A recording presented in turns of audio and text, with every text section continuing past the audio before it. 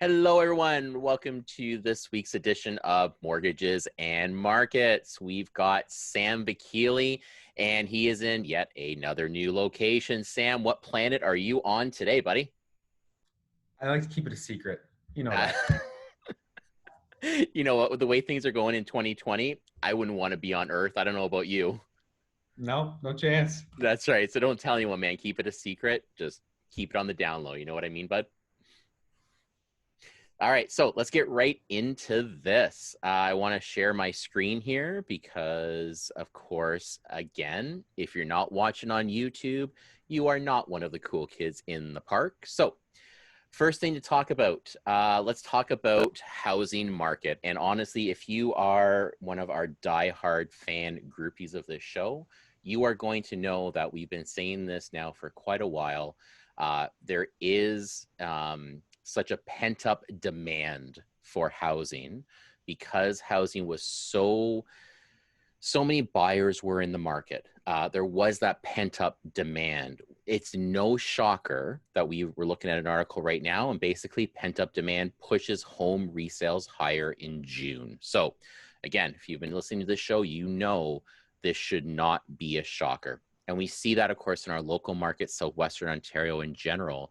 There were so many buyers that were out there, multiple offers, 50 offers on one house around a 400 to 500 price point. Uh, this shouldn't be a surprise. We've got everything recovering. These people are coming back out. People are getting back to work. All this stuff is happening, and everything's coming back for them buying properties. So again, on the screen right now, we've got a June market snapshot. Just a couple of really quick things within this to highlight. Canada as a whole, okay, so year over year, home resale, 15% increase year over year. That's pretty big. I'm not sure what's happening in Montreal. Montreal just seems that they've had an awakening, apparently, because new listings year over year is 36%. Do you know of anything going on in Quebec, Montreal, due to COVID that would have that sort of a spike, Sam? No, I don't have any ears on the ground, I guess, so to speak, in Montreal. So I'm not sure what's Okay. going on over there. Something we'll have to. That's my homework for next week, and I never did homework real well in school, so no promises we're going to talk about it, but we'll say it for the show. So yeah, so Montreal's definitely got that happening. Vancouver, for the first time in a while, has had a big increase. Again, home resales, new listings going 19% and 21% respectively. So it's nice to see. Now, our good friends in the GTA, they are still stuck in stage two. Okay, so I went to my dentist this morning. I won't go into details on that one, but went to the dentist this morning. There's in Milton, and they're still in stage two. So we've got home resales here year over year, negative 1.8%. But new listings, I guess if we're looking for something positive, we're looking at 2.1% year over year change. So if we look at some of these areas, I think as we increase the stages 1, 2, 3, 4, I mean, that's coming down the pipe pretty soon too. I think things are going to start to happen. So also keep in mind, if you are in a stage 3 region right now, I know every realtor right now is doing cartwheels because they can now have open houses again. Okay, so that I'm pretty sure that will start to bring up some additional volume and talk and that sort of thing, because people, for those people who didn't want to buy something through a video, a virtual tour, or whatever, well, now they actually can go and see the house. I mean, I know my wife and I are like that. We want to kind of see things, and we probably wouldn't feel comfortable doing it virtually, but stage 3 open houses, we'll see what happens, right? So Yeah, we're officially there, right? I mean, I don't blame people who wants to buy something that's going to probably be somewhere they're going to live. It's probably the biggest purchase they make. If they're going to do it, they want to do it in person. So you're probably right. We're going to see that. I think I was reading on the US side as well. Home builder sentiment is definitely starting to go back to pre-COVID levels as well. So it just seems to be across the board. yeah, I agree. So if we look at just this other chart here too, so home resales in Canada, and they have data back to January of 2004. Because I'm a picture guy, I like reading in pictures. What's fascinating here, and I'm not going to go through the exact numbers. Um, in 2008, we had a very steep decline and then a recovery within the next year or two. What is shocking right here for me, and maybe a bit of an aha moment, uh, the drastic drop was significantly more due to COVID than it was due to a housing issue back in 2008. So I just found that quite interesting. But what's more exciting about it is that the recovery for these resale homes has been steeply back up quicker as opposed to 2008. Now, again, more to come. I mean, this story has not been finished yet, but just interesting to see that steeper drop, steeper recovery coming right back up. So do you notice that in the market? And maybe now's a good time to segue into this, Sam. Before we were on the call, when we were preparing, you were talking about a W-shaped recovery. Do you want to talk about that now, bud? Yeah, sure. I mean, it's a conversation that you're starting to see in the news. I mean, every week it's a different flavor, but with all the cases surging in the U.S., I mean, I even just read recently Texas is preparing by ordering more body bags and more truck freezers for bodies that pass, which is wildly morbid. But nonetheless, again, Okay, the so idea so here, one more. Let me just. I want to reiterate this because that is, yes, you used a good word, morbid. Please tell me that that is not an indicator to the US, who is leading the world, and I think they're leading the world in COVID cases. The state is ordering more body bags. And what was the other thing yeah, you said? and trucks, I guess freezer trucks for bodies when they transport them. So I Unbelievable. mean, the cases are Unbelievable. surging and they're climbing at an exponential rate on a day-to-day basis, which is increasing the likelihood of what they call kind of a W-shaped recovery, where we've seen kind of the beginning, the V, so to speak, a little bit, but we could easily see another dip because of, well, a surge in cases, a surge in morbidity, et cetera. So Yeah. that's something that we'll probably keep an eye on. We'll see how that, like you said, the story's not over. It'll be something to watch. Yeah, for sure. For sure. Yeah, I can't um it blows my mind. It blows my mind, and I don't want to go down the political road here, but I don't get it, man. I don't get what's going on in the U.S. I get it, but you know what I mean. I don't get it. I heard this morning that the Georgia governor has banned or has ordered that the counties and the cities do not mandate masks. Okay. I'm not going down the mask discussion. It's too much science and other things to debate. All I'm saying is we want to talk about being in a country of freedom. Tell me, if you are American right now, tell me if you have your freedom. Because I'm telling you right now, your American passport ain't worth much right now. You can't go anywhere. You can't go anywhere, right? Yeah. Nobody wants you in their country. Like it's, again, I want to go too far down the road, bud, but yeah. And they're our biggest trade partner. Oh, I don't know. Let's see what happens. Okay. Bank of Canada adopts low for long. Is there a song like that? I'm pretty sure there's a rap song, low for long. Forward guidance. Overnight rate. QE. What's QE? What's QE, bud? Quantitative easing. Love it. Okay, that's what, hey, man, telling you, that's why we pay you the big bucks, baby. Overnight rate and quantitative easing unchanged. Forward guidance suggests no rate hike before 2023. Thank God my mortgage is up for renewal next year, and pandemic doing long-term damage to Canada's economy. So, the only thing to hear that is not shocking to me, actually, none of it is. This is all we've been talking about. This, I think the rate hike part. I don't know what I'm going to ask you about what you're seeing on the markets. We were expecting no rate hike till maybe 2021, 2022. Now they're saying 2023, and I'm loving it.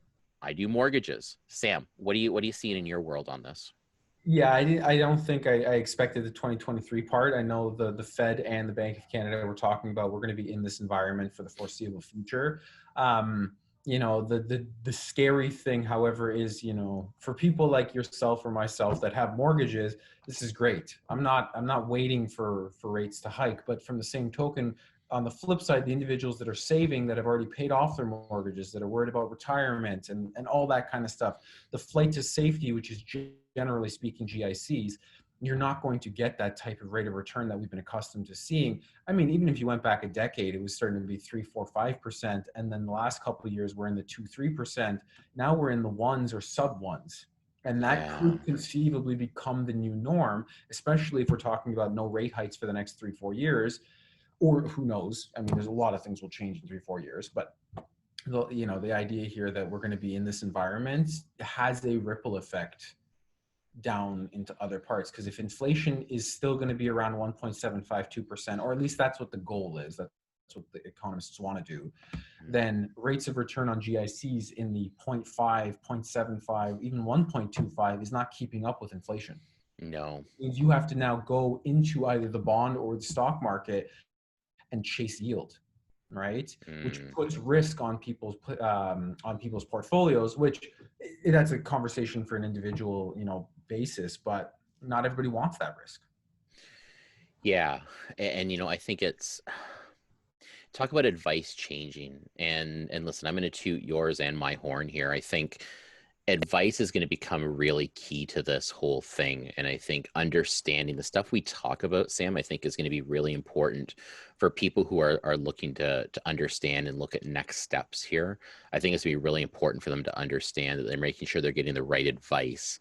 But on the same token, understanding that we are making up history as we go, right? This is stuff we're gonna be 20, 30 years down the road and say, remember COVID, right? So it is a moving target, but I think having the understanding of where things are right now, I think is also very, very key, right?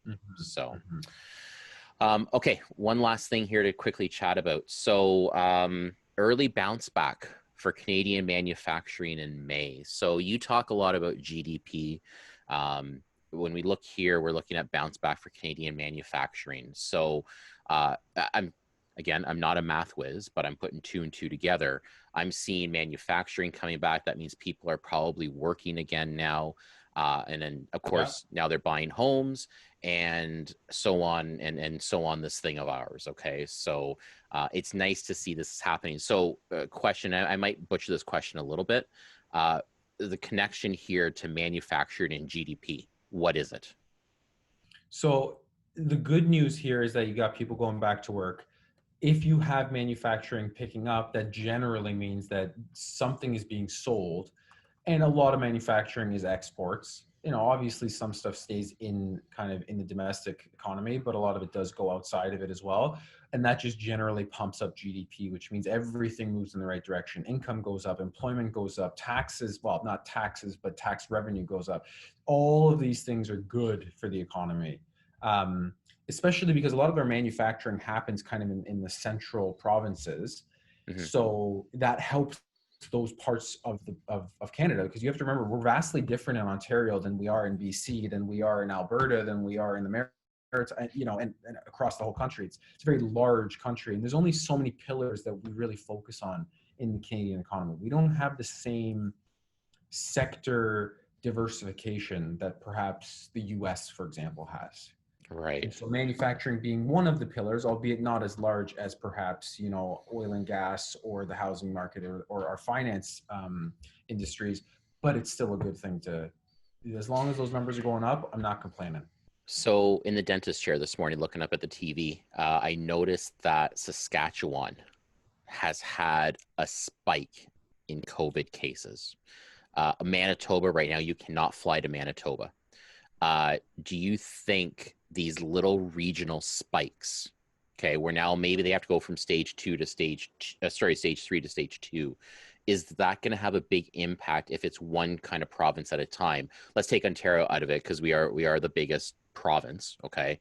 But if we've Sure. got, with you saying those central provinces having so much impact, if one province gets pulled, okay, now you're back to stage 1, is that going to have a drastic impact on the economy? I mean, it's definitely not going to have a good impact, albeit I don't know if we'll go. Well, let me put it this way: I fingers crossed we're not going back to stage one. If we have to go from 3 to 2, that's one thing. At least in stage two, we have people going into work and producing and being cautious. True. I mean, anecdotally, I'd be curious to know, some areas are not going to have been as impacted as others. I'm sure the GTA, for example, has seen much more. I mean, that's why they're still in stage two. They've seen more cases. They've gone through the grind of it, perhaps more than some of the other provinces. And as these cases start to trickle through, whether they're being imported from flights, which I've seen or I've heard rather, whether it's, weather based, who knows? I'm not a scientist, but regardless, as those things start to happen, it will have an impact. Yeah. But that goes back to kind of what I was saying before about that W-shaped recovery, because if you have that happen, either CERB has to come back in some capacity, employment has to go back down in some capacity, production goes down. Everything was so much slower 2 months ago, right? We're kind of getting back to being able to do things at a reasonable rate, but it's still not as quick as it was. Yeah, absolutely. Yeah, again, I mean, like I said, we're we're making up history, man. Like there's no book for this, and it's we'll see one province maybe shut down again, and see if the other ones can pick up. And I Yeah. see Spain is now having numbers jump. And but having said that, I mean, listen, again, I'm not a scientist, but more people out, it's logic would say it's going to happen, right? I think it's just more of, are we going to go to the extreme, that our friends south of the border have gone? Because again, I'm not going down that road again, but it's insanity, right? So anything exciting coming up this week in your world, bud? Nothing too crazy. We've seen some earnings coming out. I mean, When I ask you that question, do you say, God, I hope not? With all this COVID stuff going on, sort of, God, I hope it's just sort boring. of. It's a double-edged sword, right? Things Yeah. get exciting, but at the same time, it's a stressful thing to deal with. I don't know if I want to go back to those March or February days of Oh, halted markets on a day-to-day basis. So yeah, I'm good. fingers crossed, no, but probably. There's always something. Yeah, exactly. Exactly. Hey, we still got this show going on every week, so got to be some stuff to talk about, right, bud? Exactly. All right, Sam, have an amazing week, my friend. Okay, enjoy some of the, again, if you're in Southwestern Ontario, the 40-degree heat. Stay cool. And until next time, everybody, have an awesome weekend and week. Talk to you soon.